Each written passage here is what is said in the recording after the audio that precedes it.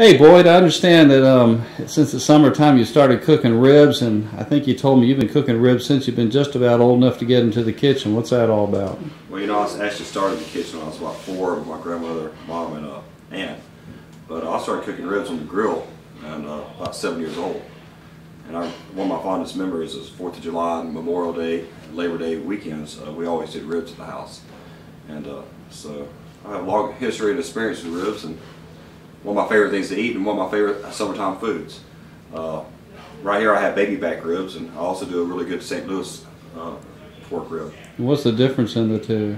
Well, the baby back's a little, it's a more tender cut. It doesn't have as much fat on it, and it comes from a different section of the rib. Now the St. Louis style ribs are good, but you have to know how to cook them. If you don't cook them right, they can be a little tough, not quite as tender as the baby backs. Your glaze really looks nice on it. Well, you know, that's funny you asked about that. I've been doing that glaze since about the time I've been barbecuing, around 7 years old. So tell me what that plate's made of. Well, what I have going on here is I have some roasted garlic mashed potatoes, some green beans that have been tossed with some smoked bacon and almonds, a little bit of sun-dried tomato blue cheese coleslaw on top, and we have a baby back rib that's been glazed with my barbecue sauce. Now keep in mind, anytime I make a plate or I make a dish, I make it so you put a little bit of everything that's on the plate on your fork or spoon and eat it in unison. So a little bit of the green bean, a little bit of potato, a little coleslaw, and a rib. It's all got to go together. Well, I know for sure that the blue cheese coleslaw I've had before, and that's a great compliment to most things. A lot of things you cook, but on these ribs, it's really, really super good. It is, you know, and it's a nice, cool compliment to the ribs, and it also goes with the smokiness of the barbecue sauce. The richness of the blue cheese binds in with the barbecue sauce really well. And then the sun-dried tomato adds a nice little quaint touch. It kind of rounds it all out. You got the tomato and the barbecue sauce, the tomato and the coleslaw also.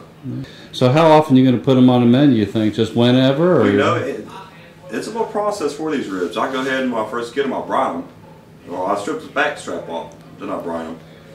And then after brine them, you're soaking them in a salt water. A salt sugar water with some aromatics. Whenever that happens, your cell walls of your meat can absorb more salt water through osmosis than they can regular water, so they plump up nice and bright and thick, and the juiciness comes out later on when you cook, the flavor profile also.